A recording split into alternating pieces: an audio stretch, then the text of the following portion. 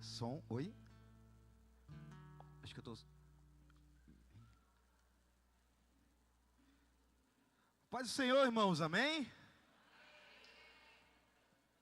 Que alegria poder estar com os irmãos partilhando de Cristo, podendo estarmos juntos, crescendo no Senhor, e poder de alguma forma estar somando com isso, servindo aos irmãos através do partilhar da palavra, amém? Quero te convidar você a abrir sua Bíblia no Salmo 73, Salmo 73, nós vamos ler ele uma vez inteiro, juntos. Salmo de Asaf, Salmo 73, amém?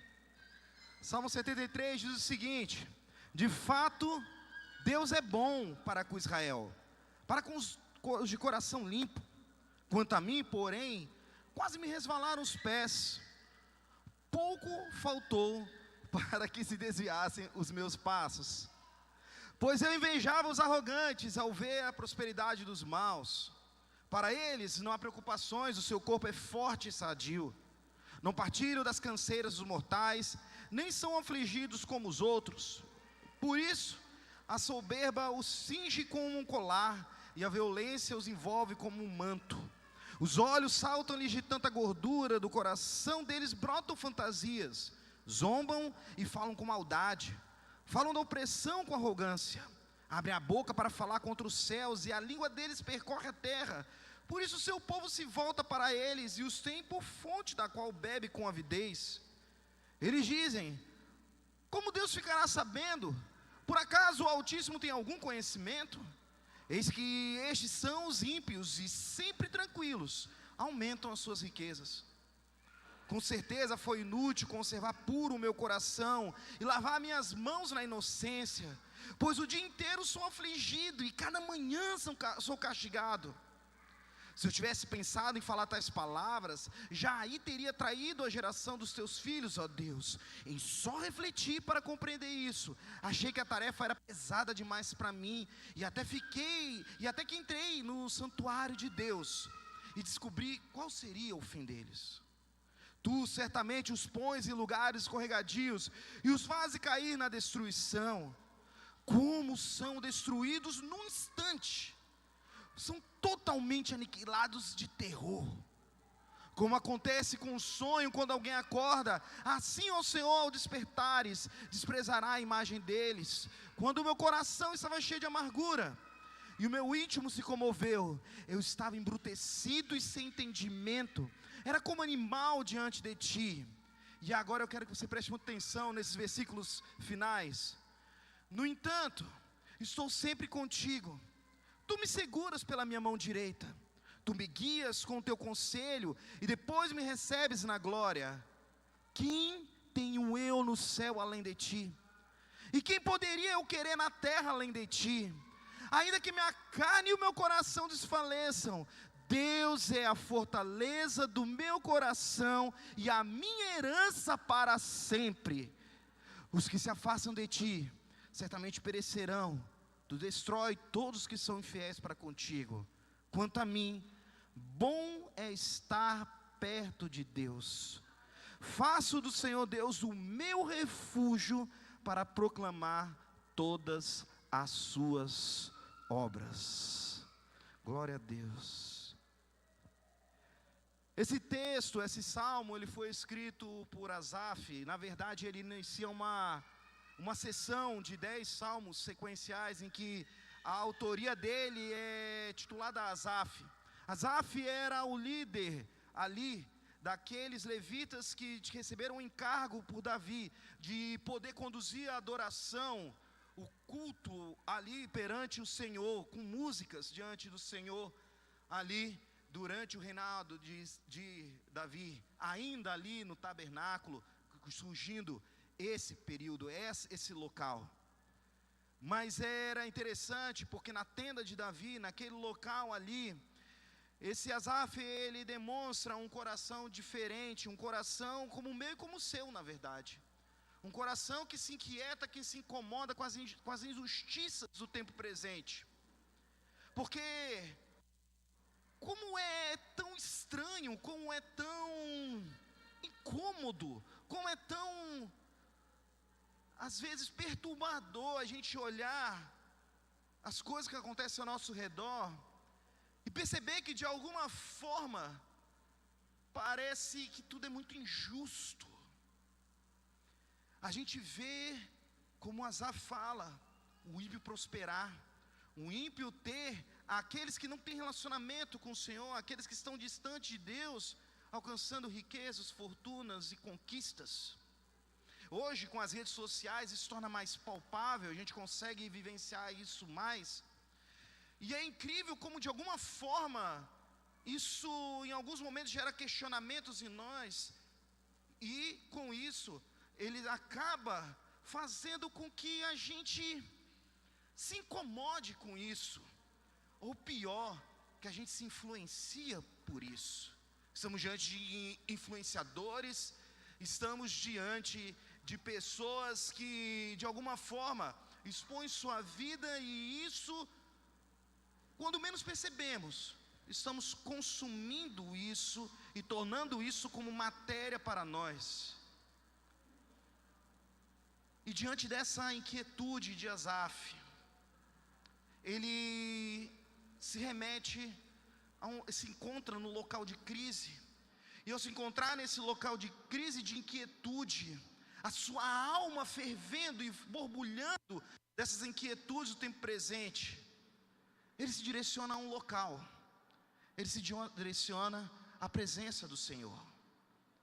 Entre tantos locais e tantas vozes falando, ele se direciona para aquela voz, que é a única voz que ele teria certeza, o único influenciador que de fato deveria influenciar as nossas vidas, e que pode realmente nos dizer o caminho a seguir. Em um momento em que ele quase perde a fé, há uma virada que acontece na sua vida, uma chave que vira, e essa chave acontece diante da presença do Senhor, quando ele se dirige ao santuário. E é aqui a figura do santuário era a figura da presença de Deus, a figura de um local onde Deus habitava, onde Deus estava. Ele se dirige, se socorre dele, e ali ele entende que não era nada daquelas inquietudes, não eram verdadeiras, porque sim, o melhor era estar com ele, o melhor era estar na presença dele, o melhor era estar se relacionando com ele. E neste ano em que a gente está buscando viver um ano em comunidade, desenvolvendo a comunhão, desenvolvendo os entranháveis afetos, desenvolvendo o tocar na vida uns dos outros, o estar com o povo, o estar em comunidade, o estar em vida comunitária, isso é impossível de viver se não partir de um local de estar com Ele em primeiro plano.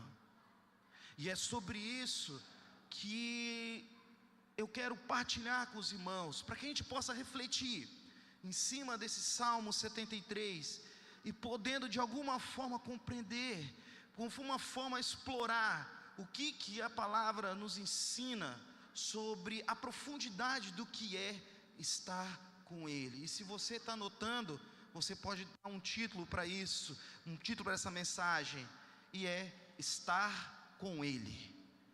Estar com Ele.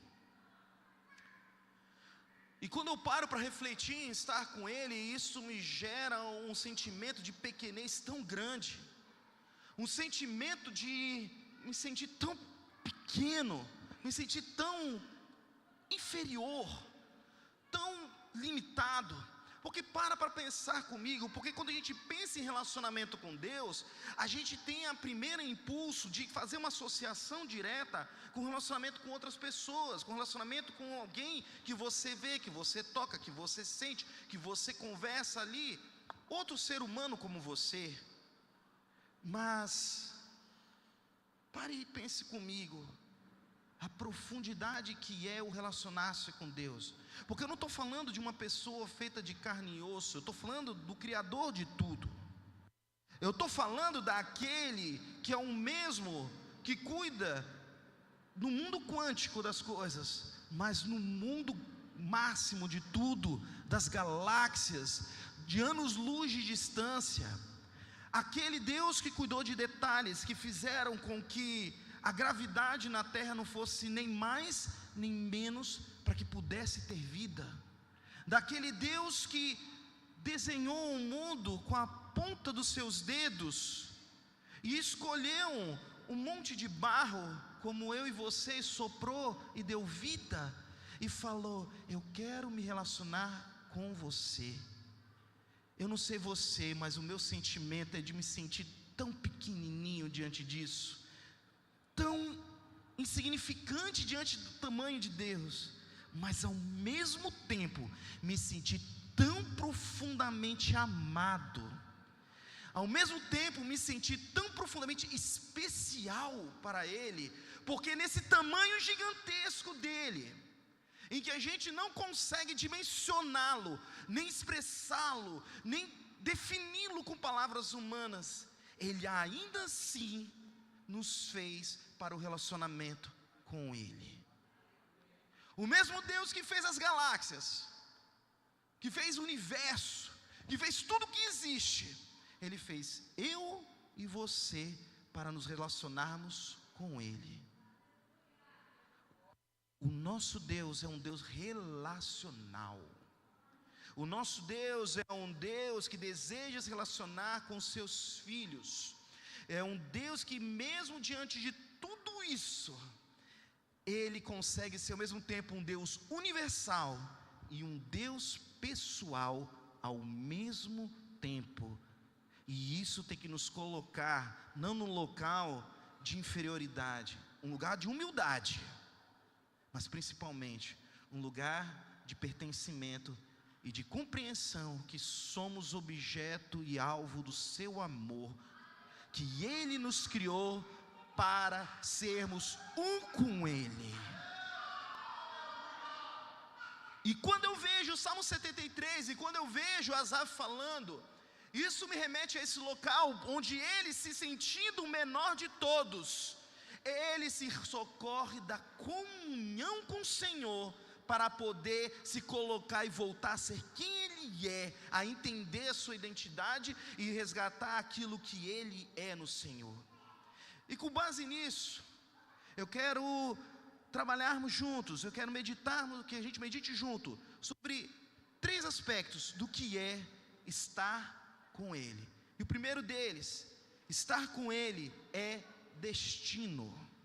Estar com Ele é destino. O versículo 25 fala: quem tenho eu no céu além de ti? E quem poderia eu querer na terra além de ti? Destino, aqui eu quero trazer não como um fim inevitável, mas como um local, um lugar que se quer atingir. Não é como algo imaginado, um desejo abstrato, mas um local concreto onde eu quero alcançar e onde eu posso alcançar e onde eu posso chegar. Quando eu vejo esse verso 25, aquilo me traz um incômodo, porque eu percebo claramente que ali é um anseio, é um urro da alma de Asaf, e talvez a melhor expressão, a forma de a gente ler esse versículo seja: quem tenho eu no céu além de ti, Senhor? A quem eu poderia querer mais na terra do que a ti? Um desespero, uma angústia, um anseio que vem de dentro. E quando Asaf começa a entrar nisso, o salmista ele entra nesse lugar, nesse local de presença do Senhor, de estar com Ele, ele começa a fazer algo importante, a reorganizar prioridades. Ele começa a entender que existe sim um destino, que é estar nele. Na verdade, o salmo aqui, o texto e a palavra de Deus como um todo, ela não nega de forma alguma a existência de bênçãos desse tempo terreno. E de forma alguma, pelo contrário, nos incentiva a ter a ambição no bom sentido, o desejo de realmente crescer. Isso vem do Senhor também. A lei da semeadura, ela é uma máxima verdadeira. O que nós plantamos, nós colhemos. Então existe isso é inegável. Mas a questão é, onde está o nosso coração diante de todas as questões do tempo presente? O ano acabou de começar. Na verdade diz que brasileiro ainda nem começou, né? Começa depois do carnaval, né? Até o nosso ano eclesiástico aqui começa depois do aniversário, né, da comunidade. Mas de qualquer forma, estamos no início de uma jornada que se chama 2026. E nessa jornada a gente tem uma coisa muito clara. A gente começa o ano com perspectivas, com sonhos, com desejos, com projetos. Às vezes o projeto é de passar num concurso, às vezes o projeto foi uma faculdade que você começou, às vezes o projeto seja ter coisas, todas essas coisas são legítimas e outras tantas mais são, como o desejo de formar uma família, como o desejo de ampliar sua família, como o desejo de reformar sua casa, o desejo de você comprar, ter um carro, um meio de transporte para sua família. Tudo isso é legítimo. Eu não estou dizendo que você não deve buscar isso. A palavra não diz que a gente não deve buscar também essas coisas. Mas a questão é, existe uma ordem de prioridade nas coisas. E essa inversão de valores às vezes reflete até na forma como nós compreendemos a eternidade. Porque às vezes nós desejamos e ansiamos pelo céu como um lugar de ruas de ouro. Ou como quando eu era garoto dizia, no céu com certeza tem rios de Coca-Cola, tem danoninho de 2 quilos, né? Com certeza tem coisas desse tamanho. Mas, brincadeira à parte, essa eternidade, aquilo que nós chamamos de céu, aquilo que todo aquele que anseia por Deus, aquele que busca Deus, no fundo busca como seu destino final. Porque entendemos que a nossa vida aqui, ela é passageira. E chegará um tempo, um lugar, um momento em que nós habitaremos a eternidade. Mas se o nosso desejo for apenas pelo céu, como nós somos medíocres e limitados. O céu só é céu. A eternidade só existe porque o eterno está lá. Porque Ele está lá. O destino final nosso, o que a gente deve almejar como propósito da nossa existência, é sim passar a eternidade com Ele. Esse é o nosso destino, esse é o que nós devemos ansiar e desejar. Mas sabe o que é mais maravilhoso do que isso? Não é um destino distante, é um destino presente e atual, porque eu posso viver a eternidade hoje, me relacionando com Ele hoje, experimentando dEle hoje, em todo lugar, em todo tempo, de toda forma, expressando e vivendo o amor e a unidade que temos nele. E aí sim, entranháveis afetos, vida comunitária, comunhão com meus irmãos, faz sentido. Se comunhão é ter tudo em comum, se comunhão é ter algo que nos conecta, é igual como a gente quando vai começar um relacionamento, uma amizade com alguém. A gente começa a conversar com alguém, a gente começa a relacionar com alguém que a gente conhece, alguém nos apresenta, e a gente vai buscar pontos em comum. Às vezes é o mesmo time de futebol, às vezes é um gosto musical, às vezes sei lá, você cresceu no mesmo bairro, estudou na mesma escola. Alguma coisa a gente busca em comum quando a gente busca se relacionar com alguém e dali desenvolver um relacionamento. Mas quando a gente reorganiza as prioridades, a base dos nossos relacionamentos está no nosso destino final. A base dos nossos relacionamentos está em que nós temos algo em comum. Todos nós almejamos a eternidade com Ele. A eternidade só é eternidade porque Ele é o eterno. A eternidade só é eternidade porque poderemos desfrutar da presença de Deus o tempo todo, e podemos viver isso hoje. Imagina que se a gente passasse a vida inteira ali, ou melhor, um ano inteiro, planejando uma viagem. Eu vejo que alguns irmãos, nós estamos planejando nossas férias esse ano, outros também já devem estar, alguns estão voltando, né, de férias. Cadê? O Tiago está por aí, não está? Aí, ó, ali, olha só, família Lima de volta, olha aí, né? Alguns estão retornando, né, de viagem, outros estão organizando viagem. Mas imagina uma viagem em que você pegou e passou ali longos e longos meses, às vezes anos, planejando, porque o objetivo seu era estar ali, chegar naquele local, encontrar às vezes um familiar que você não vê há muitos anos, uma pessoa querida que você não encontra há muito tempo. E digamos que mesmo com todo esse planejamento, com todo o dinheiro gasto, com todo o tempo desprendido para isso, você chegasse lá e a pessoa não estivesse lá. Perdeu sentido aquela viagem. De nada valeu pegar, investir tanto dinheiro, tanto tempo, tanto planejamento, e ele não está lá, aquela pessoa não está lá. Frustrou. Do que adianta a gente passar a vida inteira correndo atrás do vento?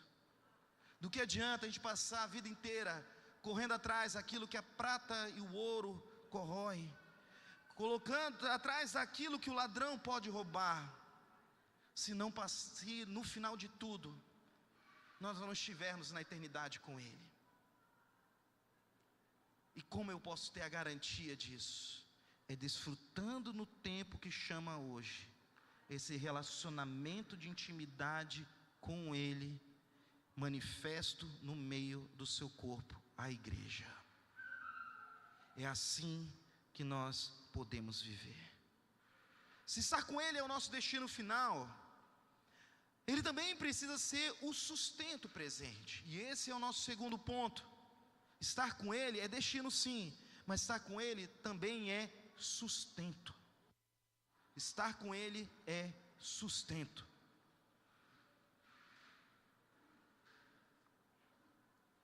Nos versículos 23 a 26, diz assim: no entanto, estou sempre contigo, tu me seguras pela minha mão direita, tu me guias com o teu conselho e depois me recebes na glória.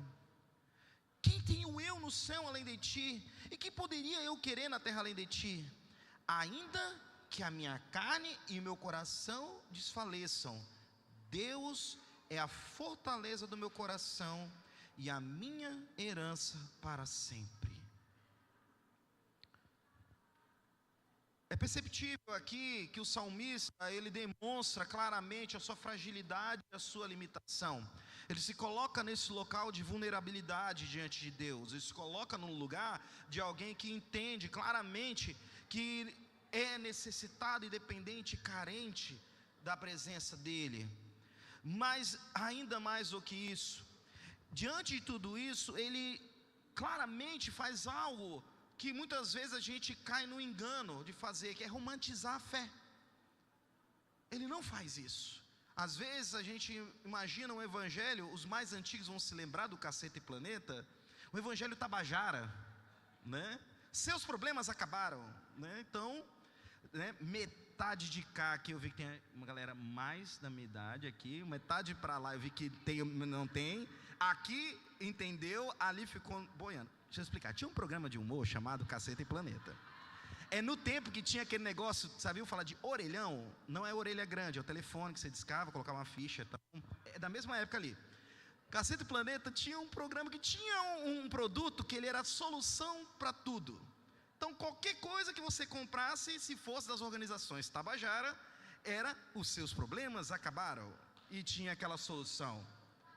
O problema é que a gente acha que muitas vezes o evangelho é um evangelho tabajara. Eu chego e os meus problemas acabaram.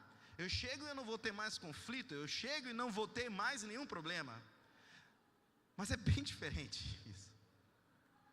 Às vezes a gente romantiza demais a fé, e esquece que a fé é justamente a gente ter essa compreensão de que mesmo diante da circunstância, Deus continua sendo Deus.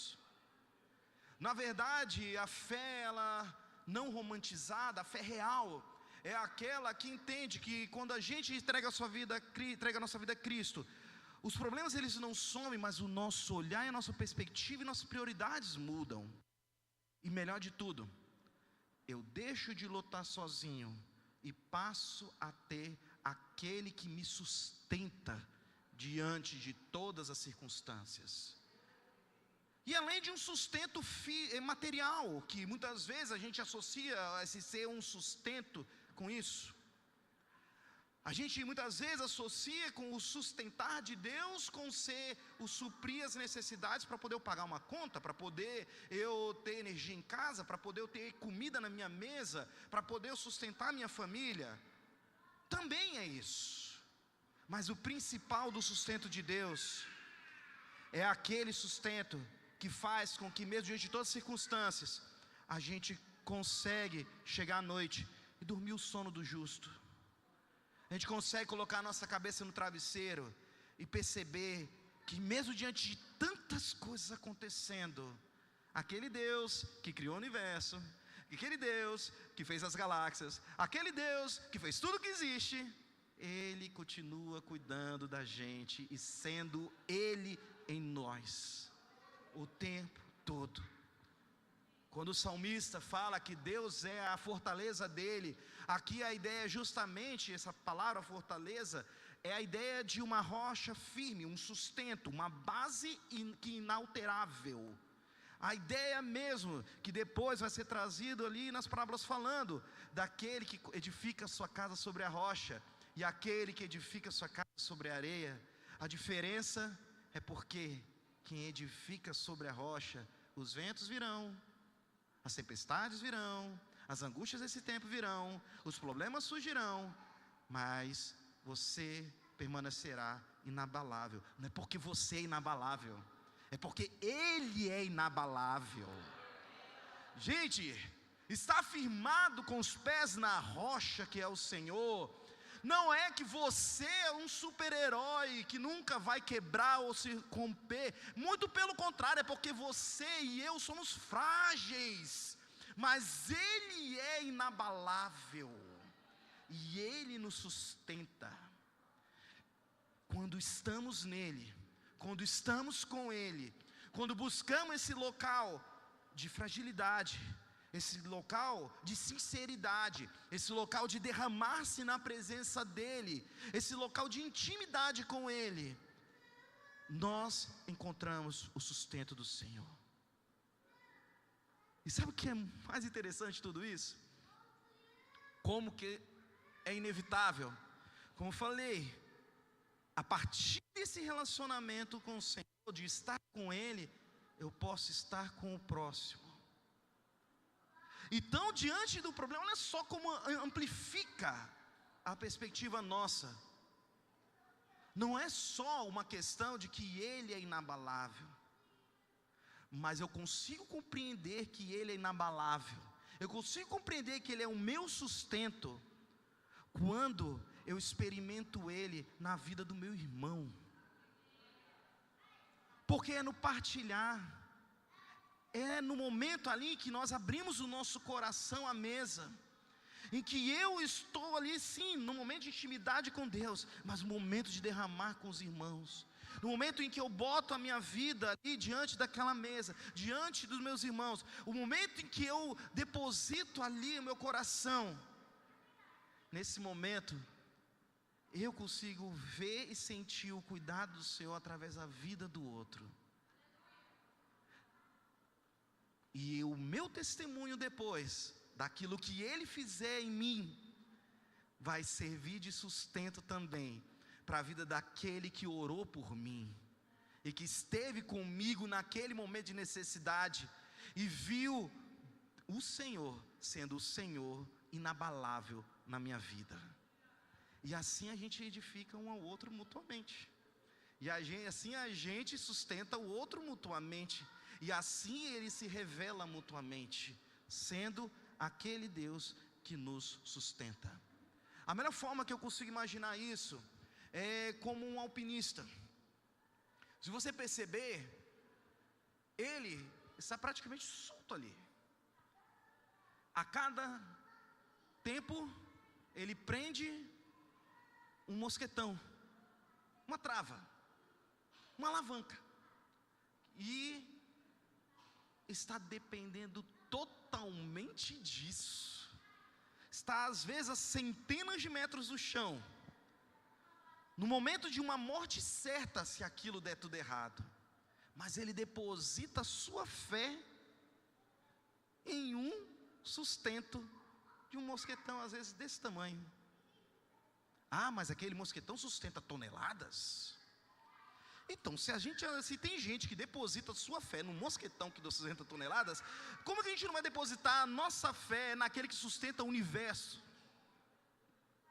Como que a gente não vai depositar a nossa confiança naquele que sustenta tudo que existe? E é nisso que o Senhor nos desafia todos os dias. Como eu falei, o ano inicia. O final do ano, na minha casa, foi um final de ano bem difícil, em razão de muitos tratamentos e coisas que se mostraram como dificuldades, como lutas que surgiram.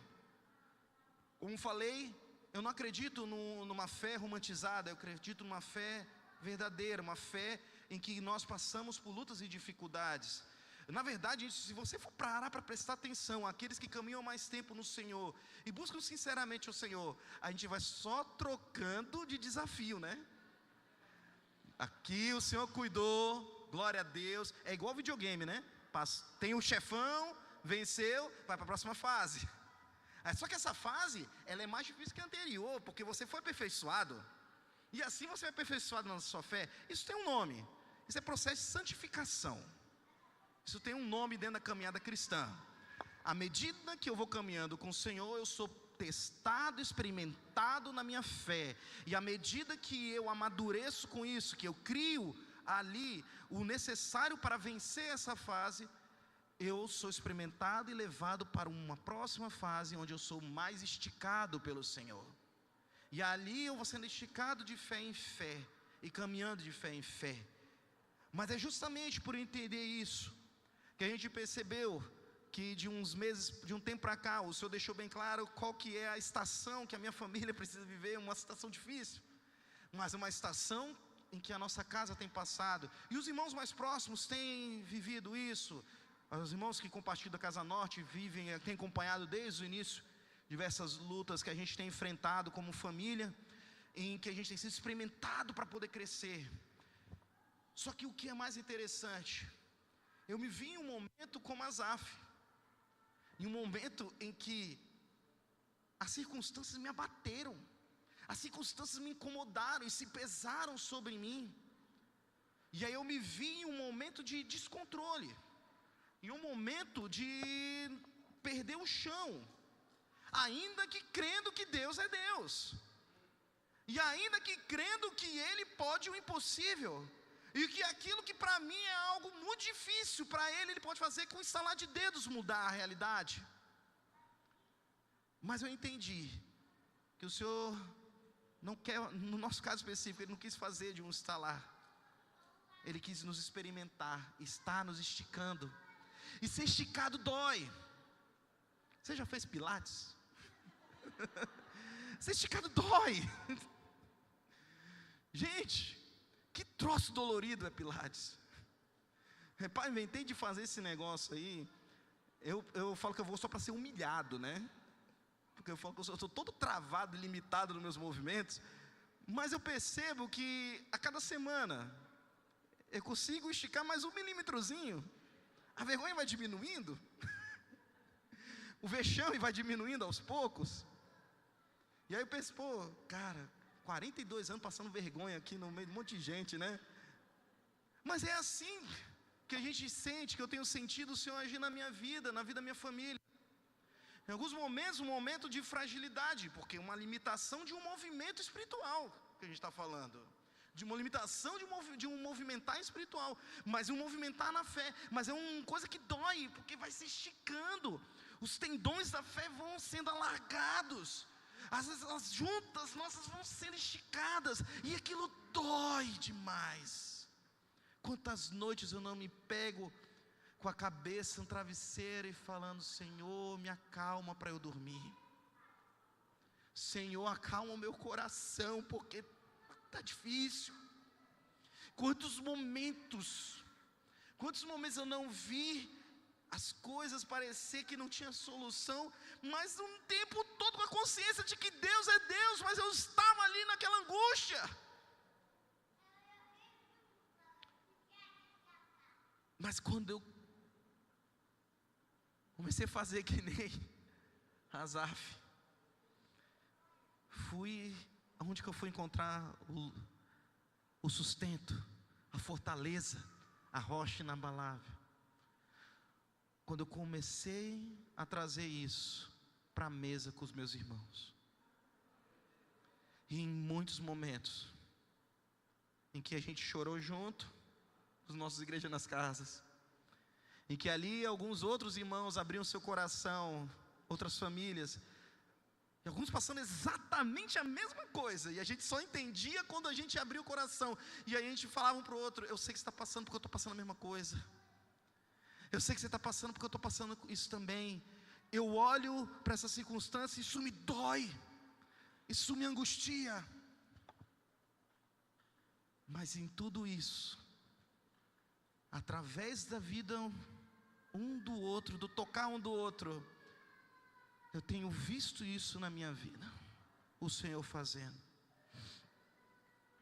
Vou compartilhar uma situação específica que acredito que eu partilhei já isso com os irmãos do louvor, e não vejo problema não em trazer aquilo que possa trazer edificação para a igreja.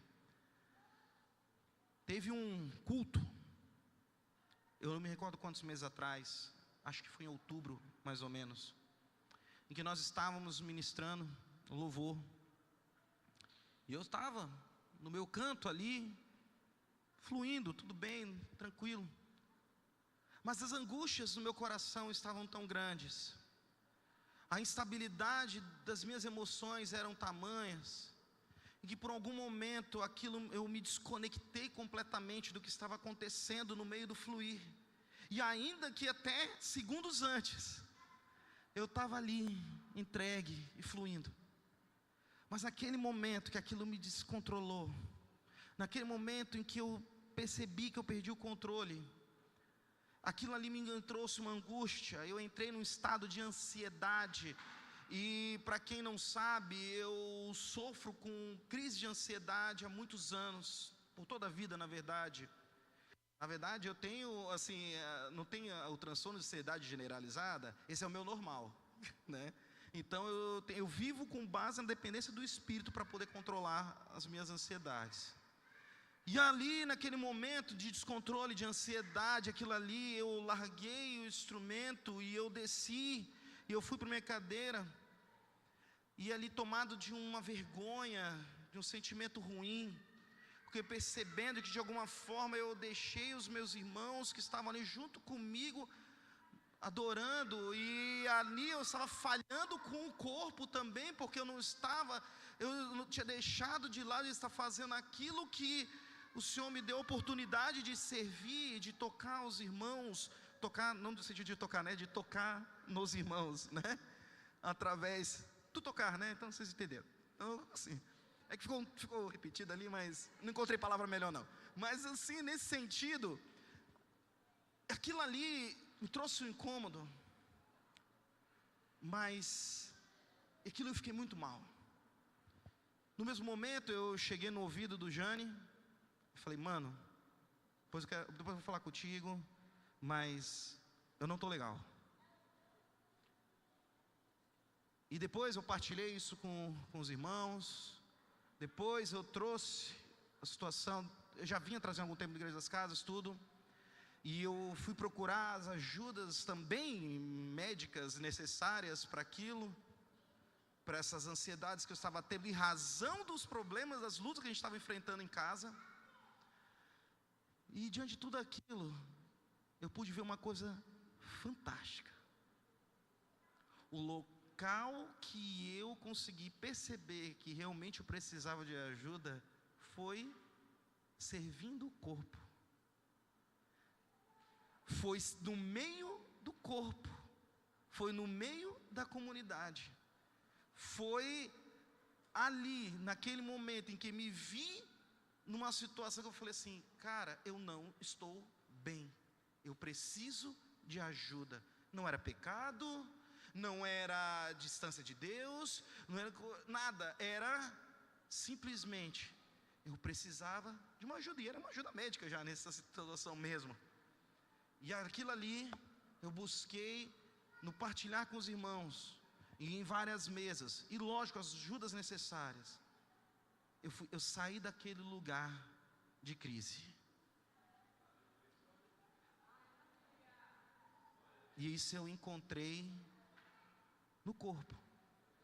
Eu não encontrei num lugar distante.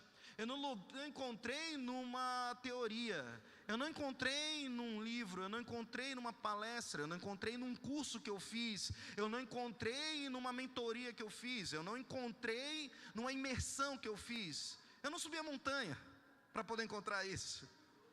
Eu desci para estar perto dos meus irmãos. Eu me coloquei na condição de vulnerabilidade para poder eu encontrar o Senhor através dos meus irmãos. E ali eu pude entender e ver mais uma vez que Ele é o meu sustento. Deus, Ele estar com Ele é o nosso destino. Estar com Ele é o nosso propósito. E terceiro e último, estar com Ele é propósito. Estar com Ele é propósito.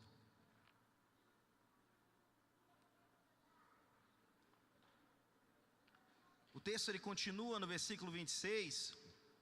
Ainda que minha carne e o meu coração desfaleçam, Deus é a fortaleza do meu coração e a minha herança para sempre. Os que se afastam de ti certamente perecerão. Tu destróis todos os que são infiéis para contigo. Quanto a mim, bom é estar perto de Deus. Faço do Senhor Deus o meu refúgio para proclamar todas as suas obras. Lembre que Asaf é da tribo de Levi, daqueles que serviam no templo, naquela tribo que foi uma linhagem que foi separada para o serviço do Senhor. Enquanto todas as outras tribos de Israel, no momento em que eles conquistam, muito obrigado, meu amigo, todos aqueles que naquele momento ali em Josué, onde eles ingressam na terra de Canaã, e eles conquistam as terras, e eles derrotam os povos que ali ocupavam, e se tornam senhores daquele terreno, daquele território, há um momento de divisão da terra entre as tribos. Entenda, as 12 tribos, as tribos de Israel, são os herdeiros de Israel, de Jacó. Aqueles 12, então na verdade ali o que estava tendo? Uma divisão da herança. Ou seja, Josué abre um inventário de sucessão patrimonial e vai distribuir a herança entre eles, os territórios. E vai falando, tribo de Benjamim, tal lugar, Manassés, tal lugar, Efraim, tal lugar, vai falando, Judá, tal lugar, e foi distribuindo aquelas terras ali, tudo vai, e aí chega para a tribo de Levi. Então, vocês vão ter nenhuma terra não, tá?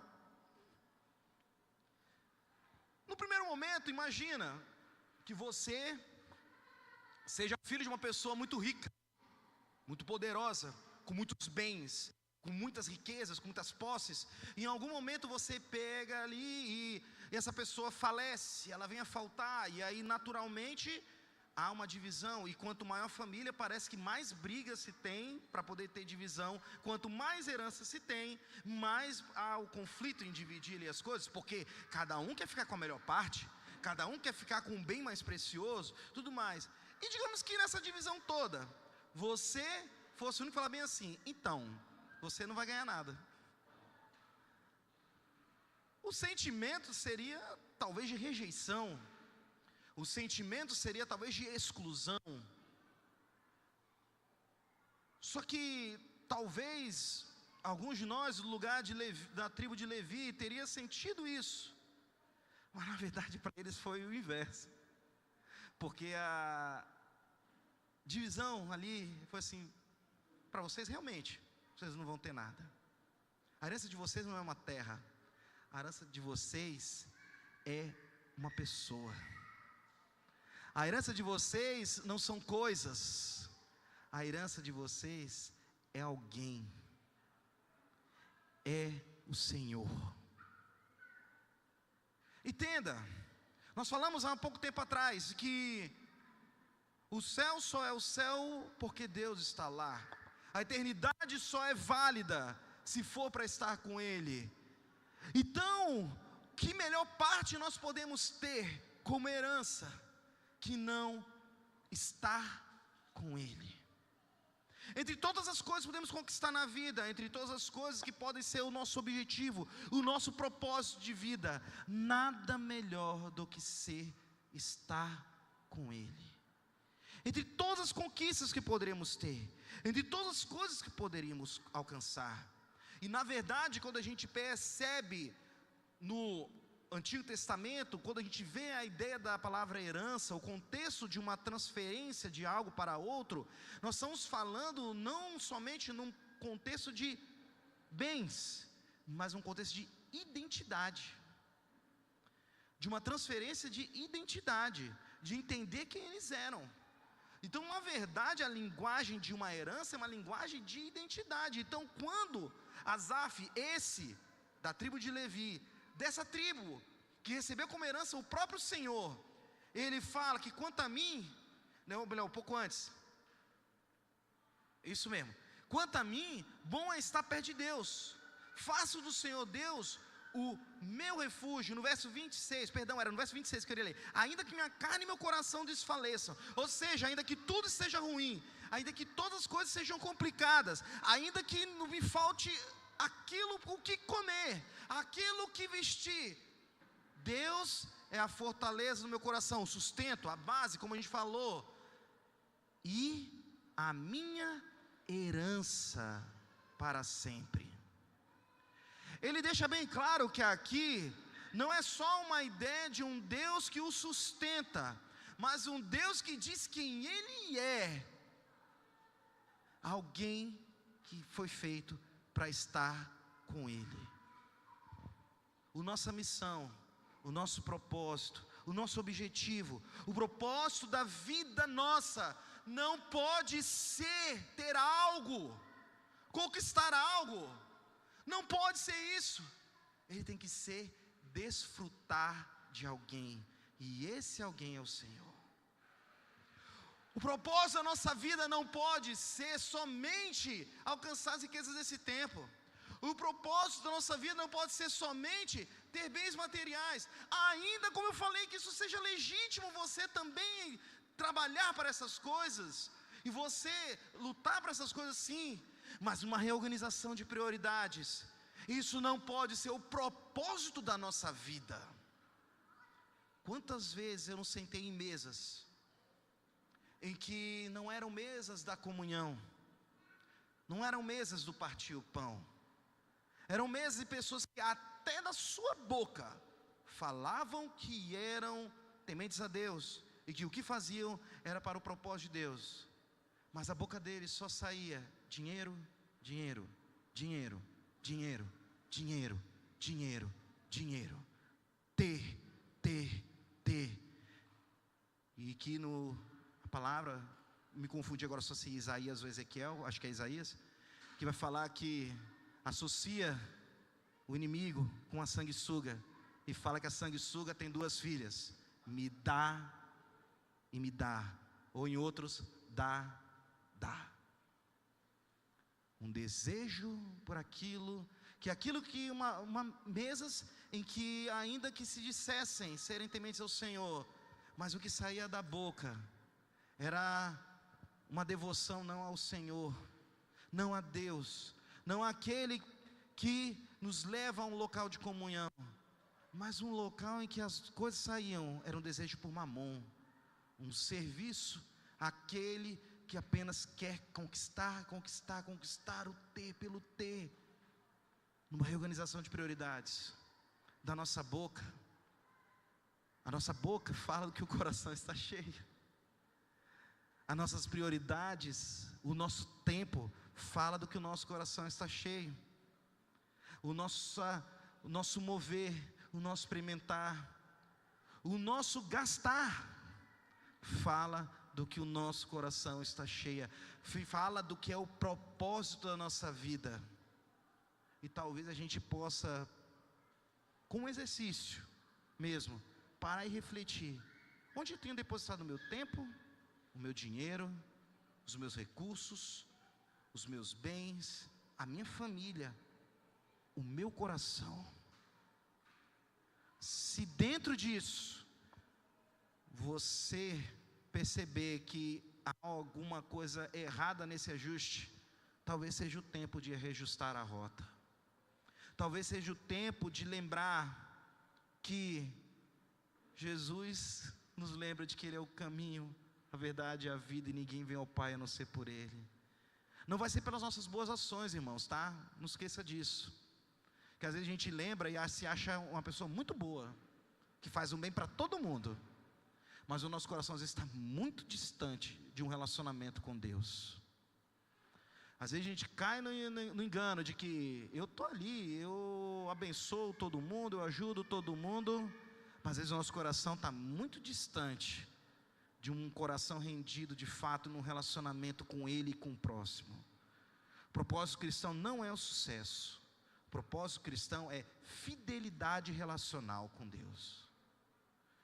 O propósito cristão não é sucesso, é fidelidade relacional. É fidelidade no relacionamento com Deus e com o próximo. E para finalizar, concluir tudo isso, e o Ministério de Louvor pode estar vindo já. Ele encerra com o verso 28: quanto a mim, bom é estar perto de Deus. Faço do Senhor Deus o meu refúgio para proclamar todas as suas obras.